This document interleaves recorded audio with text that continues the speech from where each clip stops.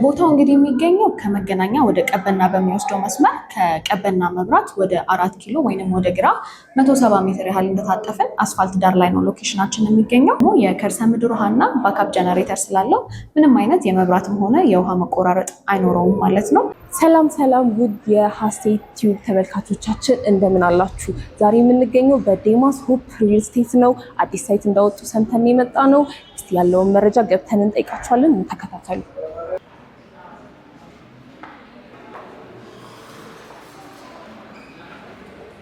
ሰላም እንዴት ነሽ? ሰላም እንዴት ነሽ? እንኳን በደህና ወደ ዴማስ ሆፕ ሪል ስቴት መጣሽ። እንኳን ደህና ቆየሽኝ። ስሜ ኖላዊት ይባላል። የመጣሁት ከሀሴት ዩቲዩብ ቻናል ነው።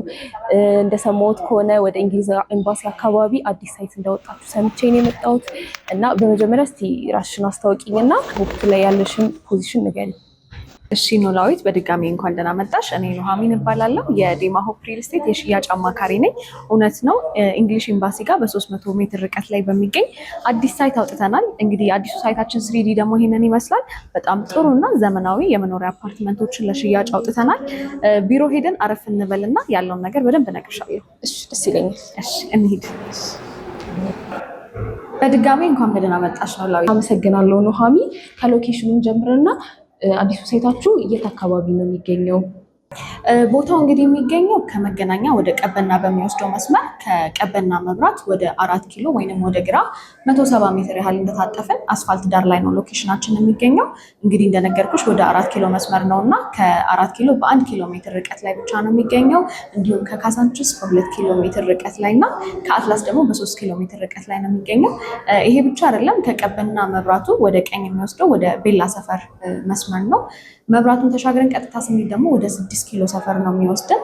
ወደ ግራ ደግሞ ወደ እኛ ሳይት መሄጃ ማለት ነው ወደ 4 ኪሎ መስመር ሲሆን፣ ወደ ታች ከመብራቱ ስንወርድ ደግሞ እነ ብሪቲሽ ኤምባሲን እነ ኬንያ ኤምባሲን እና የመገናኛ መስመር እናገኛለን። ስለዚህ ሎኬሽናችን እንግዲህ አዲስ አበባ ላይ አይን የሚባሉ ሰፈሮችን ያማከለ ቆንጆ ቦታ ላይ ነው የሚገኘው። በአካባቢው ምን ምን አይነት ነገሮች ይገኛሉ? ምን አይነት የሎኬሽን ቫሊዩ አለው?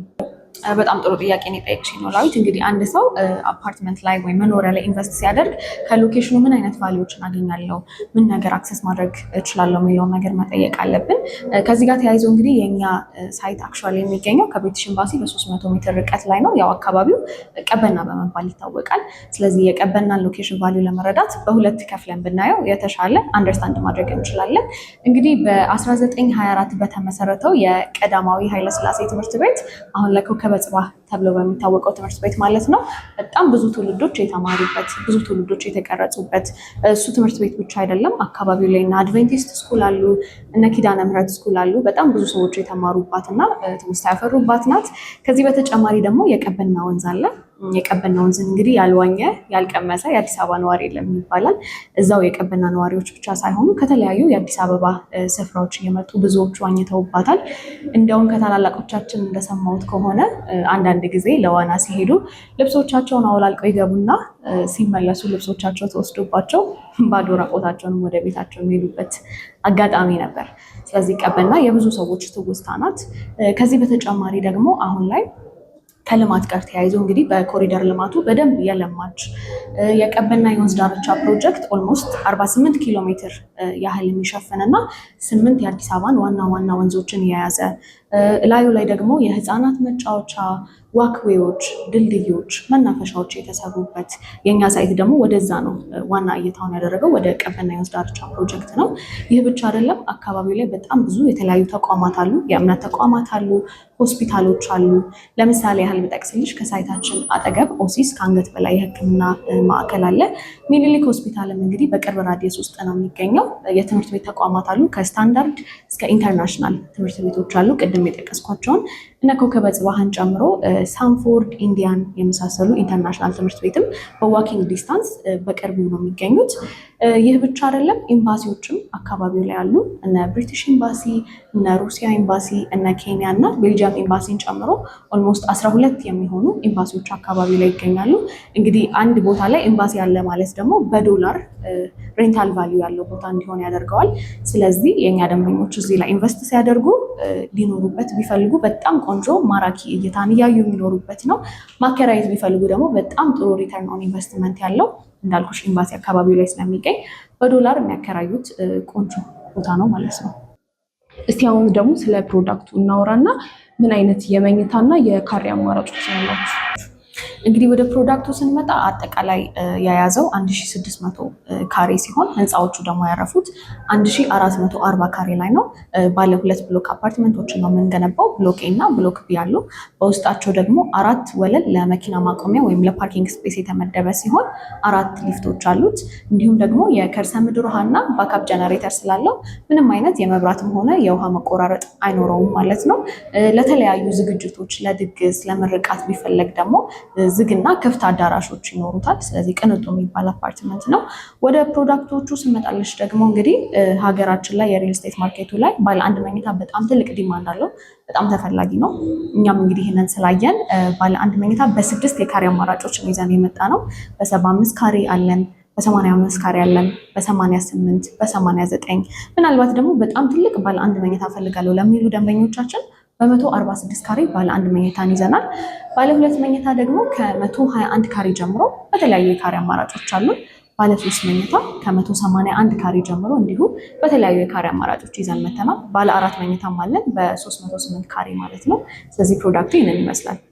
እስቲ አሁን ስለ አዲሱ ሳይታችሁ ይህን ያህል ካወራን ደግሞ ዴማ ማን ነው? ምን ስራዎች ከዚህ በፊት ሰርቷል የሚለውን በግልጽ አብራርተሽ ንገሪኝ። እሺ ኖላዊት፣ እንግዲህ ድርጅታችን ዴማ ሆፕ ሪል ስቴት ወደ ሪል ስቴት ሴክተሩ የመጣው በዚህ በጥቂት ዓመታት ውስጥ ነው። ከዛ በፊት ግን ኦልሞስት ከ25 ዓመታት በላይ በኢምፖርት ኤክስፖርት የተሰማራ ድርጅት ነው። እንግዲህ የቤት ውስጥ የፊኒሽንግ ማቴሪያሎችን ኢምፖርት እናደርጋለን። ከሀገራችን ኢትዮጵያ ደግሞ የቅባት እህሎችን ኤክስፖርት እናደርጋለን። ስለዚህ ፋይናንሻሊ በጣም ስትሮንግ የሆነ ካምፓኒ ነው። ለዚህ ማሳያው ደግሞ አሁን የምንገኝበት የሲግናል ሳይታችን፣ እኛ ሲግናል ፕራይም ነው የምንለው፣ ሙሉ ለሙሉ በራሳችን ፋይናንስ ነው ገንብተን ከጨረስን በኋላ ነው ደንበኞቻችን ያስረከብ ነው። በእነዚህ ጥቂት ዓመታት ውስጥ እንግዲህ 8 ሳይቶችን ይዘናል። 8 አክቲቭ ሳይቶች አሉን። የመጀመሪያው ይሄኛው ነው። ለደንበኞቻችን ሙሉ ለሙሉ አስረክበናል። ሁለተኛው ሳይታችን ደግሞ ቦሌ 24 ጋር እኛ አደይ አበባ ሳይት እንለዋለን። የ2 ዓመት ከ6 ወር ፕሮጀክት ነበር። እኛ ግን በአመት ከ6 ወር ውስጥ ገንብተን ለደንበኞቻችን እሱንም አስረክበናል። እንግዲህ ሶስተኛው ሳይታችን ደግሞ ቦሌ ከአለምነሽ ፕላዛ አጠገብ የሚገኝ ሲሆን 1300 ካሬ ላይ ያረፈ ባለ ጂ+24 ህንፃ ነው። እሱ የ2 ዓመት ከ6 ወር ፕሮጀክት ሲሆን እንግዲህ አሁን ላይ በ10 ወር ጊዜ ውስጥ 3 ቤዝመንት ገንብተን ጂ+24 ሙሉ ለሙሉ ስትራክቸሩን ጨርሰን አሁን ላይ የፊኒሽንግ ስራ ላይ ደርሰናል። ሴራሚክ እያነጠፍን ያለ ነው። ብዙ ደንበኞቻችን እንደውም የዛም ፕሮግረስ እያዩ ዴማ ሆፕ እያሉ እኛ ጋር መጥተው የገዙበትም ሲቹዌሽን አለና ከሱ አጠገብ ደግሞ ዳውንታውን 2 ብለን እንዲሁ አዲስ ሳይት ላውንች አድርገናል። እሱ አሁን 1 ወር ከ15 ቀኑ ነው። ነገር ግን 6ኛ ወለል ላይ ደርሷል። ከዛ በተጨማሪ ደግሞ ሲግናል መስመር ላይ 3 የሚሆኑ ሳይቶች አሉን። ይሄኛውን ጨምሮ 2 ሌላ ሳይቶችም አሉን። ቦሌ ማዶ ሆቴል ጀርባ እና ራማዳ ሆቴል አጠገብ ሳይቶች አሉን። እንዲሁ ደግሞ አሁን አዲሱ ሳይታችን ከብሪቲሽ ኤምባሲ በ300 ሜትር ርቀት ላይ የሚገኘው እና ዛሬ አንቺ የመጣሽበት ሳይታችን ነው ማለት ነው። እሺ፣ በጣም የሚገርም ነገር ነው የነገርሽኝ ኑሃሚ። ዴማ ሆፕስን ምን ለየት ያደርገዋል? አሁን ላይ ሀገራችን ላይ ያለው የሪል ስቴት ትረስት ኢሹ አለ። ከሱ አንጻር ምን አይነት ለደንበኞቻችን ምን አይነት መተማመኛ ነው የምትሰጡት? ልክ ነሽ ኖላዊት። እንግዲህ ብዙ ሰዎች ዘንድ አሁን ላይ ሪል ስቴት ላይ እንዴት ነው ምናምነው፣ ትረስት ኢሹ እንዴት ነው ቢልድ ልናደርግ የምንችለው የሚሉ ብዙ ጥያቄዎች ይነሳሉ። እንግዲህ ዴማ ሆፕ ሪል ስቴት ለደንበኞቹ ማረጋገጫ ከሚሰጥባቸው ነጥቦች ዋና ዋናዎቹ ልንገርሽ እና የመጀመሪያው እኛ ጋር ፕራይስ ኤስካሌሽን ነው። ፕራይስ ኤስካሌሽን ማለት የኮንስትራክሽን እቃዎች ምንም ያህል ቢጨምሩ እኛ ከደንበኞቻችን ጋር መጀመሪያ በተዋዋልንበት ገንዘብ ነው እስከ መጨረሻው የምናስከፍለው። ለምሳሌ አሁን የብሪቲሽ ኤምባሲው ሳይታችን እንግዲህ የ3 ዓመት ፕሮጀክት ነው ብዬሻለሁ። ስለዚህ ደንበኛው አሁን ላይ ስንዋዋል 3 ዓመት ሙሉ ከፍሎ የሚጨርሰው አሁን በምንዋዋልበት ገንዘብ ብቻ ነው የሚሆነው። ይህንን ያደረግንበት ምክንያት በሀገራችን የኮንስትራክሽን ማቴሪያሎች በሚጨምሩበት ጊዜ መሀል ላይ ሆኖ የሚያጣራ አካል የለም። ይህ የሚያጣራ አካል አለመኖሩ ደግሞ ለደንበኞች ክላሪቲ እንዳይሰጥ ያደርጋል። ስለዚህ እኛም እንግዲህ ያንን ከግምት ውስጥ በማስገባት ምንም አይነት የፕራይስ ኤስካሌሽን የለንም። ሌላውና ሁለተኛው ደግሞ ለየት የሚያደርገን ነገር ሁሉም ግንባታዎቻችን ወይም ሁሉም ሳይቶቻችን ግንባታቸው ልክ 80% ሲደርስ ካርታ እናወጣላቸዋለን። የዲጂታልም የተናጠል ካርታ እናወጣላቸዋለን። ይህ ደግሞ ለደንበኞቻችን የሚያሳየው እንግዲህ ድርጅታችን ምንም አይነት ህጋዊ ወይም ሌጋል ኢሹ እንደሌለበት ነው። ከዚህ በተጨማሪ ደግሞ ለደንበኞቻችን ህጋዊ የሆነ የባለቤትነት ማተማመኛ ወይም ማረጋገጫ ይሰጣቸዋል ማለት ነው። ሌላው ደግሞ ዴማ ሆፕን ለየት የሚያደርገው ነገር የግንባታ ፍጥነትና ጥራታችን ነው። እንግዲህ ለዚህ ማሳያ ቅድምም የተወሰነ ጠቅሼልሻለሁ። ለምሳሌ የቦሌ አለምነሽ ሳይታችንን በ10 ወር ጊዜ ውስጥ ነው 3 ቤዝመንት ገንብተን ከእንደገና G+24 ስትራክቸር ጨርሰን አሁን ሴራሚክ እያነጠፍን ነው የሚገኘው። የቦሌ 24 ሳይታችንንም ብናይ እንዲሁም የ2 ዓመት ከ6 ወር ፕሮጀክት በአመት ከ6 ወር አስረክበናል። አሁን እዚህ ሾላ ላይም አክቲቭ ሳይቶች አሉ። ኦልሞስት ከዚህ በተወሰነ ሜትሮች ርቀት የሚገኘው ሳይታችን በ5 ወር ጊዜ ውስጥ እንግዲህ አሁን 18ኛ ወለል ላይ ደርሷል። ስለዚህ እነዚህ የግንባታ ፍጥነቶቻችን አንድ ማሳያ ናቸው። ከግንባታ ፍጥነት ጋር ተያይዞ ግን ብዙ ጊዜ ምን አይነት ጥያቄ ይነሳል? ይሄን ያህል ከፈጠነ ጥራት ውስጥ ምን ያህል አስተማማኝ ነው የሚባል ጥያቄ እንግዲህ እኔም ውስጥ አንቺም ውስጥ ሊፈጠር ይችላል እና ለዚህ ማሳያው ደግሞ የእኛን ኮንስትራክሽን የሚገነቡልን የቻይና ካምፓኒዎች የስካይላይትን የመስቀል አደባባይን ቤዝመንት የገነቡ ቻይኖች ናቸው። ስለዚህ የግንባታ ጥራታችን አስተማማኝ ነው። ሌላው ደግሞ የግንባታ ጥራታችንን ለማየት እላይ ወተን ያስረከብነው እና የገነባነው ሳምፕል ሃውስ ላይ ስላለን እሱን ላሳይሽ ደስ ይለኛል። እንግዲህ ኖላዊት አሁን ደግሞ ከዚህ በፊት ሰርተን ያስረከብነውን ቤት የዴማ የፊኒሽንግ ስታንዳርድ ምን ይመስላል የሚለውን ነው ማሳየሽ። ከዚህኛው ስንጀምርልሽ እንግዲህ በውጭ በኩል ራሱን የቻለ የሜድስ ሩም ወይም የሰራተኛ ክፍል አለው። ይሄ እንደምታየው የሰራተኛዋ ክፍል ነው። ይሄ ብቻ አይደለም፣ የራሷ መታጠቢያም ጭምር አላት። ብዙ ቦታ ያልተለመደ ነገር ነው። ልክ ነሽ። ለብቻ ተለይቶ የሰራተኛ ክፍል አይቻላቅም እስካሁን ድረስ። የመጀመሪያሽ ነው ዴማ ላይ። እሺ እንግዲህ ቤታችን ደግሞ ይሄንን ይመስላል። ዋው በጣም ነው የሚያምረው። ወደድሽው? በጣም እንግዲህ ከበሩ ልጀምርልሽ እና ይሄ የምታዩ በር ራሳችንን ከኢታሊ ኢምፖርት ያደረግነው። እንደምታዩ 2 ቁልፎች እና 7 ሎኮች አሉት። ስለዚህ ከሴፍቲ አንጻር በጣም አስተማማኝ ነው። ይህ ብቻ አይደለም፣ የተሰራበት ማቴሪያል ደግሞ ከብረት ከአልሙኒየም እና ከኮንክሪት ሚክስ ስለሆነ እንደምታየው ጠንካራ በር አለ። በጣም ሃይ ኳሊቲ ካለው ዕቃ እንደተሰራ ያስታውቃል። በአይን ሲታይም ያስታውቃል አይደለ? ወደ ቤቱ ደግሞ ስወስድሽ እዚች ጋር መጀመሪያ የምናገኘው የዳይኒንግ ስፔስ ነው። በጣም ሌክዠሪ የሆነ ቤት ነው እንደማየው ከሆነ በጣም ደስ ይላል። በጣም ወደሽዋል። ኢንቴሪየሩ ምናምን ቆንጆ አድርጓችሁ የሰራችሁት አይደለ? ስፔሱም ሰፋ ያለ ነው። እዛች ጋር ደግሞ ሊቪንግ ሩሙ አለች። ከዛ ወደዚህ ደግሞ እንግዲህ ኦፕን ኪችን ነው ያለው። ለዚህኛው ሳይታችን ኦፕን ኪችን የተጠቀምነው ሙሉ ፍሎሩ እንዳለ ኦፕን ኪችን ነው የዚህ ያለው። እዚህ ሳይት ላይ ያለን ኦፕን ኪችን ነው። ያ ኦፕን ኪችን ሲባል ብዙ ጊዜ እንደ ሀበሻ ምግባችን ትንሽ ሽታው ጠንከር ያለ ነው አይደለ? ወጥ ምናምን ስንሰራ እኛም እሱን ታሳቢ በማድረግ እዚህ ጋር የምታየው ያስገባ ነው ኢንዱስትሪያል ሳከር ነው። በጣም ስትሮንግ ነው እና በቀላሉ ሽታዎችን በሙሉ አምቆ ይይዛል ማለት ነው። ሲስተሙ ደግሞ እስከ 21ኛ እስከ ላይ ድረስ ነው የተዘረጋው። ስለዚህ አሁን ነዋሪዎች ገብተው የኖሩ ነው እንግዲህ እዚህ ሳይት ላይ እና ስንመላለስ አንቺ የሸተተሽ የምግብ ሽታ አለ? ምናልባት በጭራሽ ምንም ነገር የለም አይደለ? ጠንካራ ሳከር ስላለ ነው። እንደምታየው ኪችን ካቢኔቱ ኤቭሪቲንግ በዚህ ስታንዳርድ ነው። በጣም ጽድት ያለ ያለ ነው።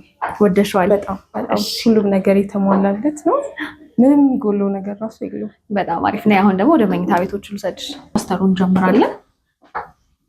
እዚህ እንግዲህ የምታዩ የማስተር ቤድሩም ነው። እዚህ ጋር ራሱን የቻለ 3 ሜትር ያህል ቁመት ያለው ክሎሴት ገጥመንለታል። ሰፊ ነው፣ በደንብ ስፔስ አለው። ብዙ ልብሶችን እንዲሁም የጫማ መደርደሪያም አለው። የመኝታ ቤቱ ስፋት እንግዲህ ይህንን ይመስላል። ብዙ ጊዜ እንደውም እኔ ማስተር ቤድሩም ሲባል አነስ ያለ ጠበብ ያለ ክፍል ነው፣ ግን ማስተር ቤድሩም ይሉታል። ይሄ በጣም ሰፊ ነው። ይሄ በጣም ሰፊ ነው። አዎ ማስተር ስለሆነ ያው እኛም እሱን በማሰብ ነው ሰፋ ያለ ስፔስ ወስደን የተጠቀምነው። አሁን ደግሞ የማስተሩን መታጠቢያ ላሳይሽ። እንግዲህ መታጠቢያ ቤቱ ይሄንን ይመስላል። ያምራል። በጣም ሰፊ ነው። ብዙ ጊዜ እንግዲህ የተለመደው ምንድነው መታጠቢያ ቤት መሬቱ ሴራሚኩ ያዳልጣል አይደለ? እኛ ያንን በማሰብ እዚህ ጋር ሸካራ የሆነ ሴራሚክ ነው የተጠቀምነው። ስለዚህ በምንም ሁኔታ አያዳልጥም ማለት ነው። እንደገና ስታንዳርዳቸውን የጠበቁ ሲንኮች እንዲሁም መቀመጫዎች ነው የተጠቀምነው። በጣም ደስ ይላል። ተመችቶኛል። እስካሁን የምታየውን እንግዲህ የወደድሽው ነው። በጣም እውነት። አሁን ደግሞ ሰከንድ እና ሰርድ ቤድሩሞቹን ላሳይሽ። እንግዲህ ይሄኛው ሁለተኛው ቤድሩም ነው። እኛ እንደውም የጎረምሳ ክፍል ነው የምንለው። ይሄ ለልጆች ምናምን በጣም ክፍል ነው እና ደግሞ እንደ ሰከንድ ቤድሩም በጣም ሰፊ ክፍል ሰፋ ያለ ነው። ኦፍኮርስ ለ20 ምናምን ዓመት ልጆች ላደጉ ልጆች በአጠቃላይ ይሆናል። እዚህ ጋር ራሱ ፍሪ ስፔስ አላቸው፣ ለማጥኛ ፍሪ ስፔስ አላቸው። ምንም ነገር ማድረግ ይችላሉ። እዚህ ጋር ክሎሴቱ አለ፣ እኛው ነን የምንገጥመው። ከእንደገና ደግሞ ባልከኒም አለው። ሰከንድ ቤድሩም ሆኖ ባልከኒ አለው በዚች ጋር እንደምታዩ ማለት ነው። ሁለተኛው ቤድሩም ይሄን ይመስላል። ሶስተኛውን ደግሞ ላሳይሽ። አሁን ደግሞ የመጨረሻውና የልጆች መኝታ የሆነውን ሶስተኛውን ቤድሩም ላሳይሽ። እንግዲህ ሶስተኛው ቤድሩም ደግሞ ይሄ ይመስላል። በጣም ነው የወደድኩት። ወደድሽው? መንታ ልጆች ያላቸው ሰዎችም እንዲሁ ሁለት አልጋ አስገብተውበት ራሱ ስቲል ሰፊ ስፔስ አለው ነው። ለመጫወቻ ራሱ በጣም ማለት ፍሪ ሆነው የሚቆዩበት ነው። እዛች ጋር ማጥኛ ያላቸው ማጥኛውንም እንየው። ይሄንን ይመስላል። በጣም ነው ያምራርጋችሁ ዲዛይን ያደረጋችሁት። እናመሰግናለን። ክሎሴትም አለው ይሄኛውም ራሱን የቻለ መኝታዎቹ እነዚህ ይመስላሉ ማለት ነው። አሁን ደግሞ የሁለቱ መኝታዎችን የጋራ መታጠቢያ ኮመን ባዝሩም ላሳይሽ። እዚህ ጋር እንግዲህ የእንግዳ መታጠቢያ አለ። እዚች ጋር ላውንደሪ ስፔስ አለች። ይሄ ደግሞ በጋራ የሚጠቀሙት መታጠቢያ ቤት ነው ማለት ነው። በጣም ሰፊ ነው። ኦልሞስት ቅድም እንዳሳየሽ እንደማስተር ባዝሩም ነው። ያኛውም በጣም ሰፊ ነው አይደለ? አዎ። ስለዚህ በዚህ ስታንዳርድ ነው ሁሉንም የምታስረክቡት ማለት ነው? በሚገባ ሁሉንም ሳይቶቻችንን በዚህ እንደውም ከዚህ በተሻለ ስታንዳርድ ነው የምናስረክበው። እንደውም ባልከኒም አለን፣ ቅድም አላሳየሁሽም። ሰፊ የሆነ በጣም ቆንጆ ባልከኒም አለን። እስቲ አሁን ደግሞ ስለ አከፋፈሉ ቁጭ ብለን እናወራ ይቻላል? አረፍ እንበልና እናወራለን።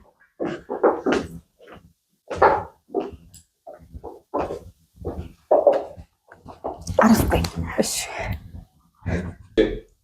እሺ ኑሃሚ፣ እስቲ ስላከፋፈል ሁኔታው ንገሪኝ። ስለ ግንባታው ፉል ፊኒሽ ነው ሴሚ ፊኒሽ አድርጋችሁ የምታስረክቡት? እና ደግሞ አሁን ያላችሁ ሳይት መች ነው ጨርሳችሁ የምታስረክቡት? እስቲ አጠቃለሽ ስለሱ ንገሪኝ። መልካም እንግዲህ የ2 ዓመት ከ6 ወር ፕሮጀክት ነው። አከፋፈሉ ግን በ3 ዓመት ጊዜ ውስጥ ነው የሚሆነው። ያው የአከፋፈል ሂደቱ ግንባታን የተመሰረተ ወይም ደግሞ ፕሮግረስ ቤዝድ ነው የሚሆነው። ይህንን ያደረግንበት ምክንያት ደግሞ ለደንበኞቹም ከኛ ጋር መተማመኛ እንዲኖራቸው ነው። ገንዘብ በሚጠየቁበት ጊዜ እየገነባን እያሳየናቸው ነው እነሱም የሚከፍሉት። ስለዚህ ያንን ታሳቢ በማድረግ በመሀል ደግሞ ከ3 ወር እስከ 4 ወር ጊዜ የመተንፈሻ ጊዜ ይኖራቸዋል ቀጣይ ክፍያቸውን ለመክፈል ማለት ነው። ፕሮግረስ ቤዝድ የሆነ የአከፋፈል ሂደት ነው የምንጠቀመው። ግንባታውን በተመለከተ በሁለቱም አማራጮች ለደንበኞቻችን አዘጋጅተናል። ሴሚ ፊኒሽድ ነው የምፈልገው ለሚሉ ደንበኞች በሴሚ ፊኒሽድ እናስረክባለን። በፉል ፊኒሽድ ነው የምፈልገው ለሚሉ ደንበኞቻችንም በፉል ፊኒሽድ እንደምታዩ በዚህ ስታንዳርድ አድርገን ሰርተን እናስረክባለን ማለት ነው። እሺ፣ ውጭ ሀገር ያሉ ደንበኞችስ እንዴት ነው ከእናንተ መግዛት የሚችሉት? እንግዲህ በተመሳሳይ ከታች ባስቀመጥነው ስልክ ቁጥር ላይ በማንኛውም የሶሻል ሚዲያ ገጽ ላይ ማለትም በዋትሳፕ በቴሌግራም መደወል ይችላሉ። ከዛ በተጨማሪ ደግሞ እኛ አግሪመንቱን በዲኤችኤል ልንልክላቸው ስለምንችል ባሉበት ሆኖ መግዛት ይችላሉ። እሺ፣ መጨረሻ ጥያቄ ከመጠየቅ በፊት ማለት የምትፈልጊው ነገር ካለ ለደንበኞቼ እድሉን ልስጥሽ። ማለት የምፈልገው ነገር ነው ላዊት፣ እንግዲህ እስካሁን የብሪቲሽ ኤምባሲ ሳይታችን መኖሪያ አፓርትመንቶች ላይ ነው እያወራን የቆየ ነው። እንግዲህ ሌሎች ቦታዎችም ላይ አፓርትመንቶች አሉን። ቦሌ አለምነሽ ላይ ሽያጭ አለን፣ ራማዳ ሆቴል አጠገብ፣ እንዲሁም ደግሞ እዚህ ሲግናል መስመር ላይ 2 ሳይቶች አሉን ብዬሻለሁ። እነሱም ላይ አፓርትመንቶች አሉ እና ደግሞ የንግድ ሱቆችን ለሚፈልጉ ተመልካቾችም እንግዲህ የንግድ ሱቆችም ሾላ ከገበያው በ50 ሜትር ርቀት ላይ ብቻ በሚገኝ አዲስ ሳይታችን ከ12.6 ካሬ ጀምሮ እና ከ2.5 ሚሊዮን ጠቅላላ ክፍያ ጀምሮ ሱቆች አሉን። እንዲሁም ደግሞ ቦሌ አለምነሽ ፕላዛ አጠገብ በሚገኘው ሳይታችንም ከ20 ካሬ ጀምሮ በተለያየ ካሬ አማራጭ ሱቆች አሉን። ስለዚህ ይህንን ነው ማለት የምፈልገው። ቴንኪዩ። እሺ ኑሃሚ፣ በመጨረሻም ለተመልካቾቼ እናንተ ማግኘት ለሚፈልጉ እንዴት ነው የሚያገኟችሁ? እንግዲህ የእናንተ ተመልካቾች የእኛን አፓርትመንቶች ወይም ሱቆች መግዛት ከፈለጉ ከታች በምናስቀምጥላቸው ስልክ እየደወሉ የበለጠ መረጃን ማግኘት እንዲሁም ደግሞ ሳይቱን መጎብኘት ይችላሉ። እሺ ኑሃሚ፣ በጣም ነው እጅግ አድርጌ የማመሰግነው። የነበረን ጥሩ ቆይታ ነበረ። ስላስጎበኘሽኝ ለሁሉም ነገር አመሰግንሻለሁ። እኔም መታችሁ ስላያችሁን በጣም ደስ ብሎኛል። ቴንኪዩ። እሺ